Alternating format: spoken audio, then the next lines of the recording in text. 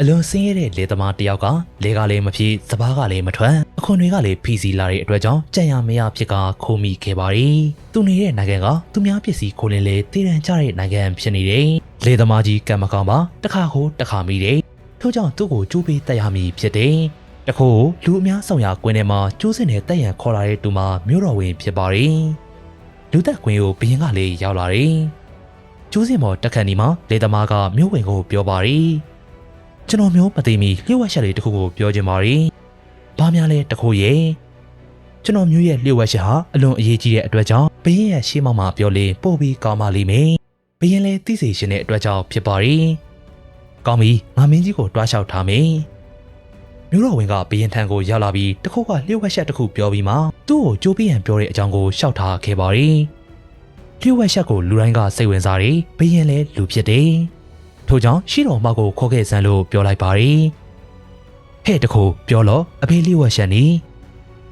လေသမားကသူ့ရဲ့ကပုံစားထဲမှာတစ်စီလေးတစ်စီကိုထုတ်လိုက်ပါတယ်။ဟော်ရီရဲ့တစ်စီဟာမင်းမြုပ်ထားလိုက်ရင်တညလေးနဲ့အပင်ကြီးဖြစ်လာပါလိမ့်မယ်။တီးသောအသီးများကလည်းစားတဲ့သူမအသက်ရှိကအသက်ရာကျော်တိုင်အောင်နေနိုင်ပါရဲ့ဗျာ။ဟုတ်ရလားတူစီရဲ့တခိုးစကားကိုယုံစရာအကြောင်းမရှိ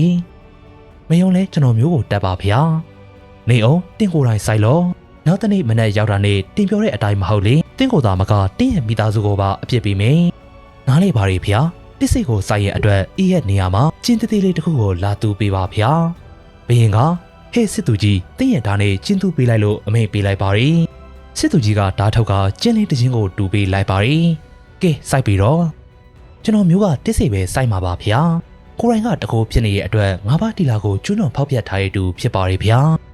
ငါးပါးတီလာမလုံတဲ့တူမအေးရဲ့တစ်စိတ်ကိုစိုက်လေဘာမှဖြစ်လာမှာမဟုတ်ပါဘူး။သူဖြစ်ပါကြောင်းငါးပါးတီလာလုံပြီလို့ထင်ရတယ်စစ်သူကြီးကိုယ်တိုင်စိုက်ပါစီဖေ။တခုတော့တတိပေးပါရစေ။အေးရဲ့တစ်စိတ်ဟာအသက်ရှည်တီးကိုတီးစေတဲ့တစ်စိတ်ဖြစ်တယ်လို့တီလာမလုံတဲ့တူစိုက်ပါကရှက်ရှင်းလဲကြပြီးတိတ်ဆုံးသွားနိုင်ပါရဲ့ဖေ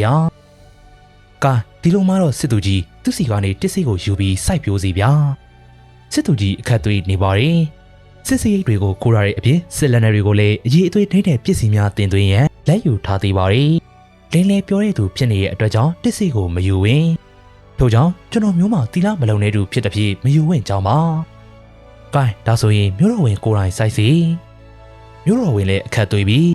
မနေ့ကပဲသူတစ်ပါးမယားကိုပြင်ပါခဲ့သည်။သူ့ရဲ့မယားကိုလိုချင်တဲ့အတွက်ကြောင့်သူ့ရဲ့လင်ကိုလှန်တဲ့ထိုးရတွင်လေကိုယ်တိုင်ဖြစ်နေပါရဲ့။ထို့ကြောင့်ကျွန်တော်မျိုးလည်းမဆိုင်ဝင်ပါဖေ။ခက်နေပါရောလား။ကိုက်မိဖုရားကြီးလာလေတစ်စီဆိုင်ဗျာ။မိဖုရားကြီးကလေပုံနာကြီးနဲ့ဖောက်ပြန်နေတယ်။သားတော်လာခဲ့။သားတော်ကတနိုင်ငံလုံးပစ္စည်းငါးပစ္စည်းအဖြစ်ခိုးယူသိမ်းပိုက်ထားတဲ့သူဖြစ်နေတယ်။ဟိုချောင်းဒီချောင်းထွက်ပြေးသူဖြစ်ကုန်နေ။လေသမားကဆိုခဲ့ပါရီ။အရှင်မင်းကြီးဒီကတိုင်းပြည်အုပ်ချုပ်မင်းလုံးနေတဲ့သူဖြစ်တဲ့အတွက်ကြောင့်အရှင်မင်းကြီးသာဤရဲ့တစ်စိတ်ကိုစိုက်ပျိုးရန်အသင့်လျော်ဆုံးသူဖြစ်ပါလိမ့်မယ်ဖေ။ထို့ကြောင့်မလို့စိုက်တော်မူပါလို့ပြောလိုက်ပါရီ။ဘင်းလည်းအခက်ကြုံနေပြီထင်းနှန်းကိုမတရားသိမ်းပိုက်ထားသည်ပြည်သူတွေကိုတက်ရှင်နိုင်တတ်သည်မင်းပန်နာငါဟာမက်ကတိုင်းပြည်ပန်နာတွေကခိုးထားဒီကလေထားစရာနေရပြီမရှိတော့ပြီလိမ့်ပြီးမင်းတွေထုတ်နေတာကလေထင်းနှန်းတက်လာကလေးကဖြစ်သည်ထို့ကြောင့်ဘရင်ကလေသမားလှမ်းပြီးတဲ့တစ်စိတ်ကိုမယူဝေဟဲ့မျိုးဝင်ဖေဟာနှင်းကောင်မြန်မြန်လွတ်လိုက်တော့